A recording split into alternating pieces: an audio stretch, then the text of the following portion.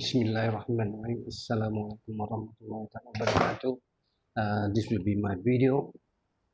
Actually, I'm waiting for PhD Viva at 9:30. So, meanwhile, I'll try to create a short video to make people understand the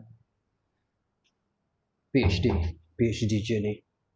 Okay, in PhD journey, I divided it in 3 stages. Okay, I read it in my Facebook. This is my Facebook, as you can see it in my Facebook. Now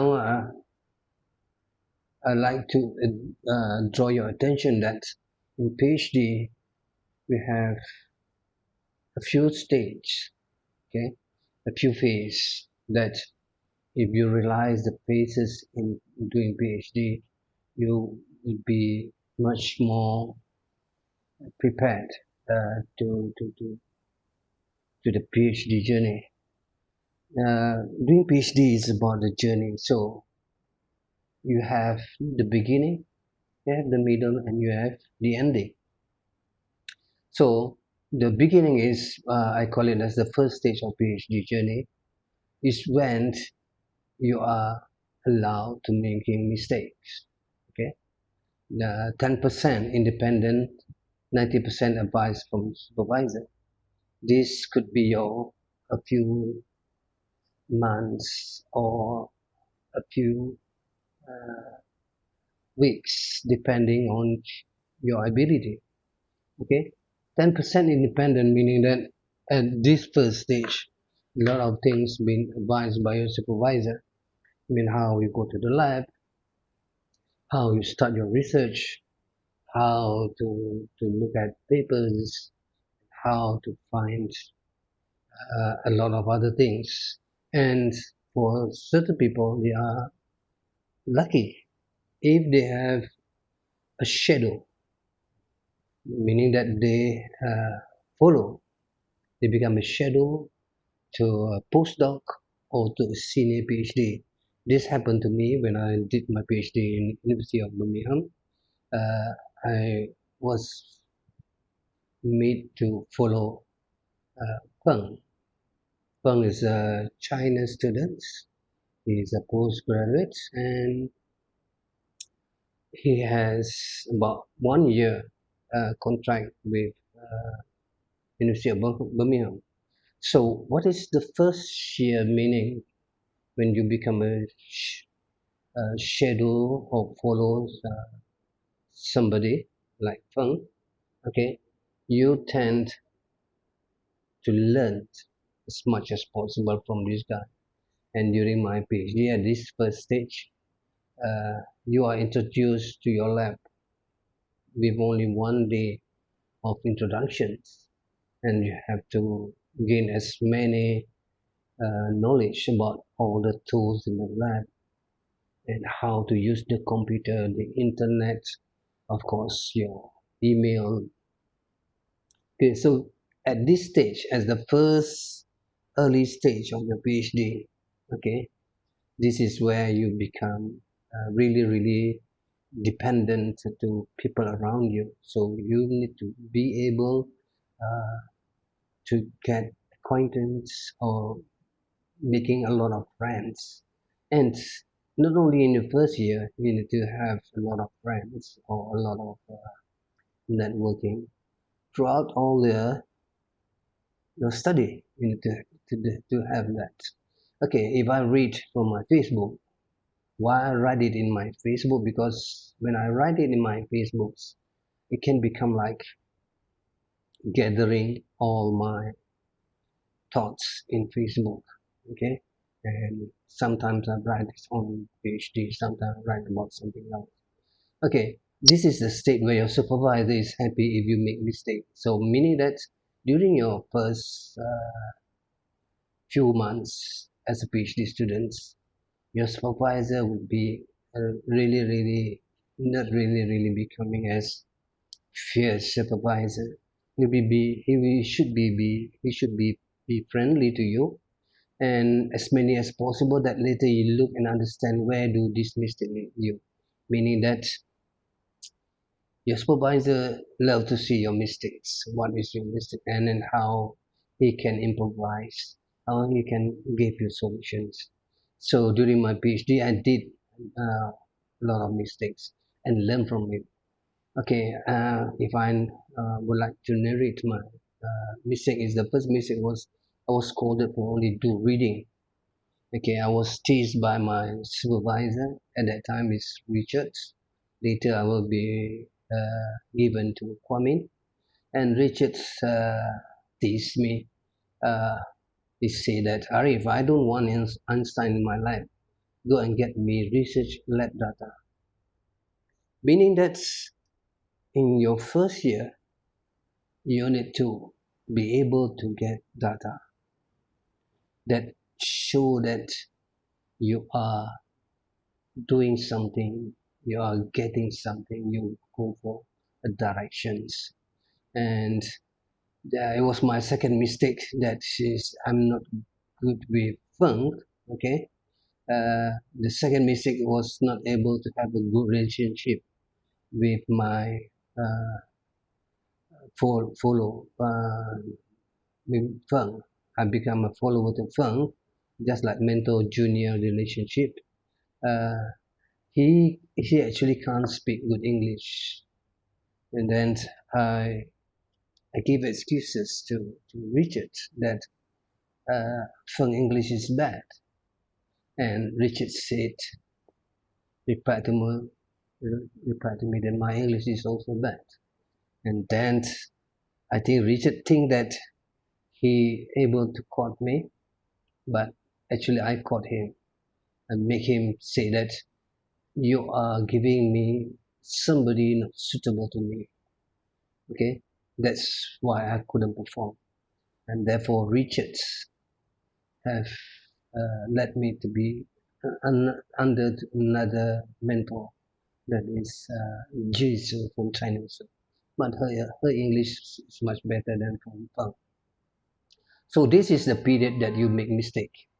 And the third mistake, if I uh, may narrate this, is I'm doing my experiments. Okay, I need to dissolve polystyrene in toluene. So I have a sample. On top of the samples, the sample is silicon. On top of the silicon, I put polystyrene beads in nano sizes. So when I soak this sample into toluene, the polystyrene should be dissolved. I should be doing it for half an hour, but I only do it in 5 minutes. So during this is the mistake that I done, but that mistakes actually end up of me getting honeycomb structures of polystyrene. How that can that polystyrene dissolve and create honeycomb structure?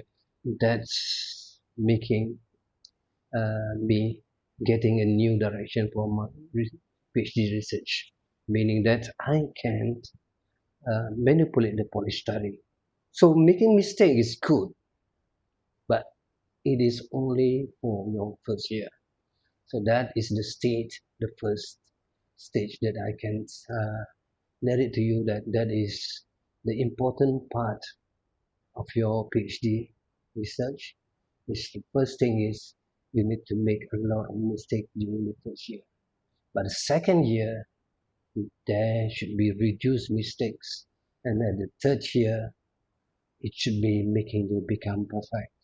So that is the phases that you need to go. Making mistakes, less mistakes, and become a perfectionist. That is the meaning of doing PhD. So the second stage is improvise to perfections. Then this could be about 50% independent, meaning that you are getting more and more as independent researcher. So in the third year should be in control, having 90% of control of your your faith during your PhD. So in the second year, okay, you need to cherish making mistakes in your first year, and you just cherish the mistakes and try to understand what does your mistake lead you to. Okay, so in my case, modifying polystyrene structures, you try to find what type of manipulation can be easily controlled. Now, once you realize you're making mistakes, you start with a problem, then you become creative. That is how we do research. Research is about solving a problem. So you need to realize the problem of the PhD. So the first thing that I realized during my first year is that I need to find ways on how to modify the polystyrene structures. It is at nano size, so that's I found it a little bit difficult to find a way on how to restructure the polystyrene molecule change. Okay, so doing that in my second year, I tried the first year. I tried with heat chemicals, with electron beam. At that time, I didn't do laser irradiation. I just used electron beam because I want to see clearly how one small size 500 nanometer can be transformed. Okay, so again, I managed to make a lot of mistake at that time. Okay, uh, my first mistake is I found that when I try to deposit metal nanoparticles, okay, by evaporation, the evaporation of metals on the surface of my silica that been covered by polystyrene. So the metal nanoparticles should be reside between the voids of the nanospheres, polystyrene nanospheres. So when I wash it, okay, I wash it under toluene again, 30 minutes, and I didn't find any metal nanoparticles. But when I read from other papers, they said you should be getting. Then I realized what is my mistake. My mistake is that I'm using the samples, look at it under electron beams, then when I put it back for evaporations, meaning the void had been covered by debris of the polystyrene. Now I realize that using simple scanning of electron beam by scanning electron microscope, already the nanospheres been uh, having some kind of changes. Now I realize the keywords of doing your PhD is that you need to be able to make mistakes, but you need to be able to be in control. So that is PhD about. Research about. Research is about making the changes and able to manipulate it, meaning able to measure it in the correct manner. So that is the meaning of PhD. Okay, and now of course you come at the third stage. This could be your third year or your fourth years. This is your final lab works, proving your case that you are 90% independent. So writing your PhD could take you about 6 months. But remember, you need to learn to write from your first year. So my first chapter was done in my first year, and keep on improvise it. So I will create another video on telling you how to write, how to learn how to write your PhD. That will be in the next in the future. Okay. So in writing your PhD, that is the final lab works. I would like to advise you, you keep all your data, write it in a PhD style so that you will be able to use it during your final year. Meaning that whatever data you get from your first year and second year, you try to compile it, write it, whatever data. Let's say you are using AFM. What is the bias voltage that you've been used? How long you look at it? And all this data is important. Just like in my case, okay, you expose your polystyrene 5 minutes, and then you can see the changes of the polystyrene within zoom in. So meaning that using SEM, I can see the changes of the polystyrene from the spheres. They started to become hexagonal by bombarding with electron beam. So why it become hexagonal? That will be interesting to investigate. I didn't go there. I just show that the polystyrene did some changes and try to prove that with reactive ionizing and the other technique. So meaning that you need to be able in second year to do the manipulations and to do the measurement. The measurement is just like you are in the control. So in research, you have uh, dependent and independent parameters. So if you don't realize what is the thing that you measure, that will be a problem. And of course, uh, you need to be having luck. Okay, so luck meaning that luck is not only because of luck itself. Luck, it should be created, your luck. Meaning that if you do your work gradually and consistently, that is creating your luck. That's what I'm trying to say. Okay. So eventually, at the fourth month, my lab work uh, are enough for my PhD. So I get all the data, and now I can push my supervisor saying that I think I finished my lab work, and then it is time for me to write. So this is the meaning of being in control, meaning that you now started to control your supervisor, started to dictate him. I have done this, I have done that. Now I'm going to write. And then Kwamin said, yes, you may proceed. So this is what is all about the phases of your PhD. First, you are in control by somebody, by your supervisor. At the second stage, you are 50% independence towards getting more. At the end of your PhD, you need to be able to be in control, showing to your supervisor, I write papers, I write in my thesis, and therefore I need to go for my viva.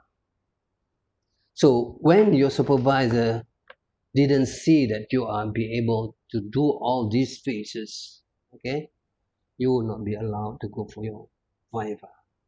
That is why certain people, when they didn't realize how their PhD is about, how is the PhD journey, they couldn't realize that the transform phases of yourself, of your thesis, of your research, this is all the thing that you need to go through.